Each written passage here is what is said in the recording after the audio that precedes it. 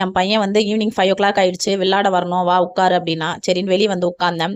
அங்க பக்கத்துல ஒரு நாய் வந்து ஒரே ஒரு குட்டி தான் போட்டிருந்தது. செம்ம கியூட்டா இருந்தது. அழகா இருந்தது. இப்ப தான் அது நடக்குது. சரி அத பார்த்த உடனே என் பையன் சைக்கிளே ஓட்டல. ரொம்ப குஷியா அந்த நாய் கூட விளையாடிட்டு இருந்தான். அது வந்து அவன் கால கடிச்சிட்டு இருந்துச்சு.